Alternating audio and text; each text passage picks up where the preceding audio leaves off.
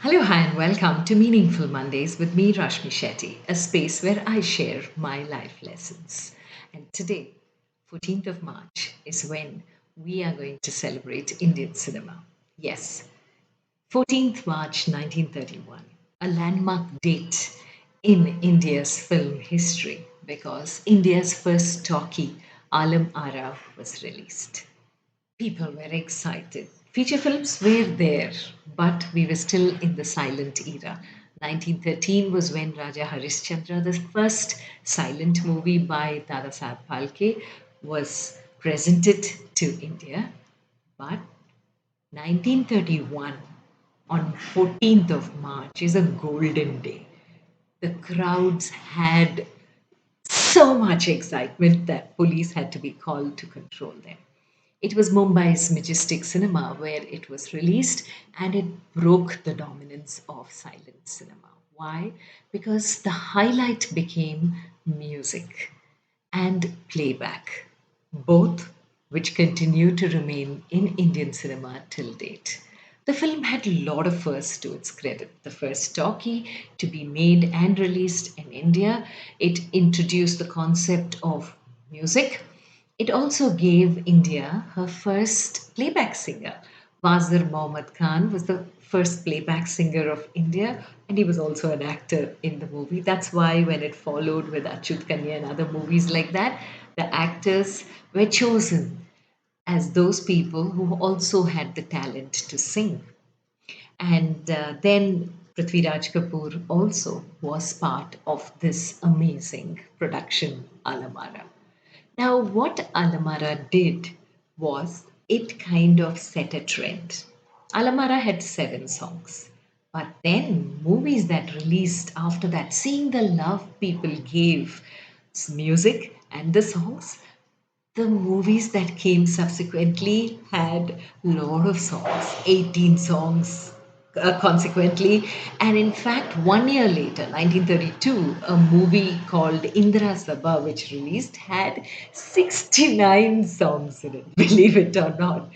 And music slowly but surely became an integral part of all Indian movies across the length and breadth of the country because Alamara paved the way for movies to be done in Bengal and down south as well.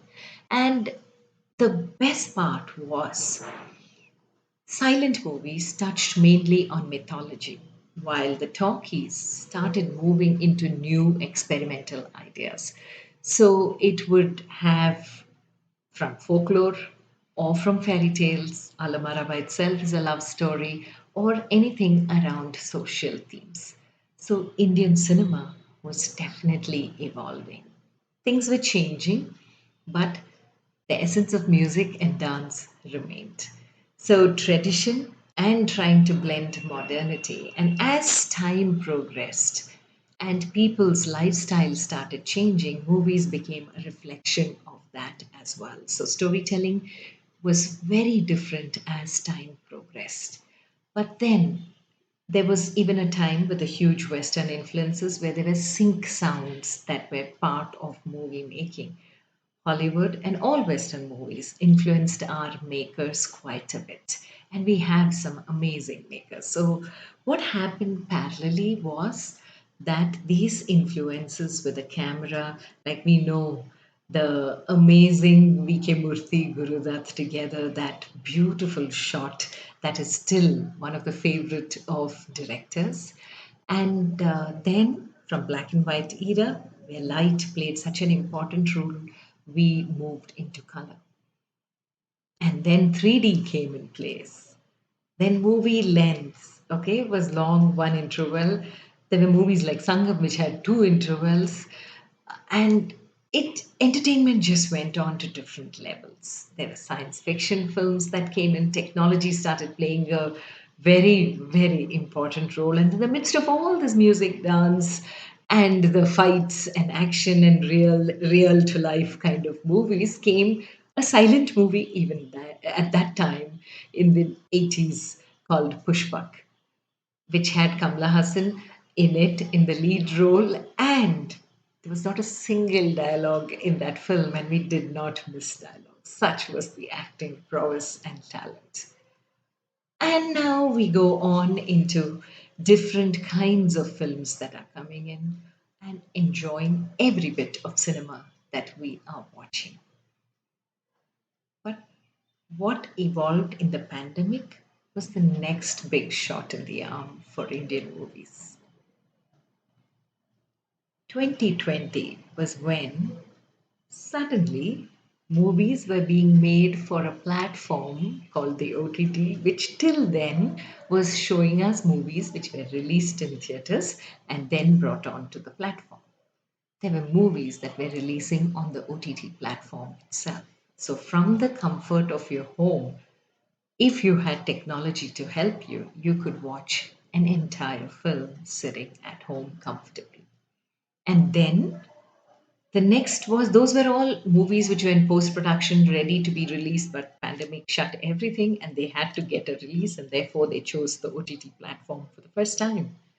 So from 1913, where it was a talkie film that released in theater, and when we moved towards the 90s, theaters by itself became an experience with multiplexes coming in.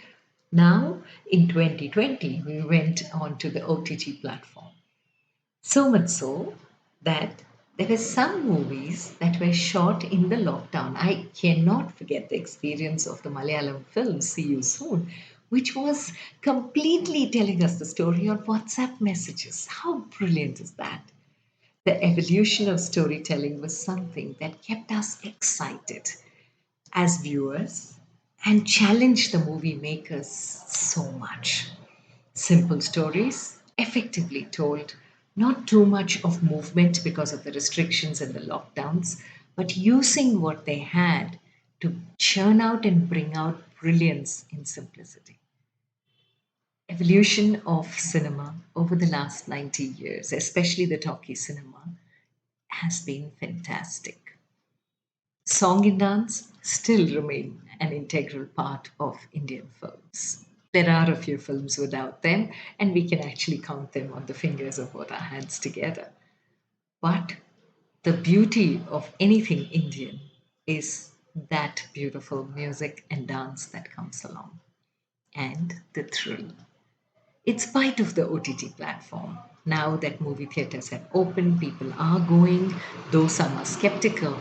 The thrill of watching a movie that is made on big screen is completely a different joy. March 17th, that is this Thursday, is going to be the release of Puneeth Rajkumar's last film.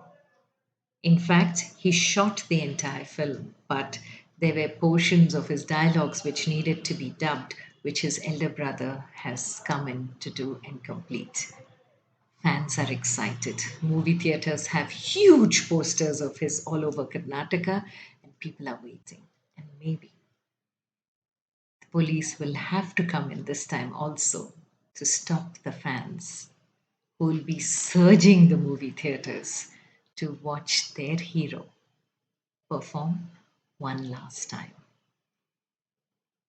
The thrill, the happiness of movies still continue. So, what are my life lessons in this? Well, celebrate when you have something to show. However far you go, retain the essence, song and dance of whatever you do, immaterial of technology, because that's what connects you to the soil. And third and most important, the magic of connection never fades away. What a beautiful way to stay alive amongst fans. Have a beautiful, meaningful week ahead. Stay safe, stay blessed.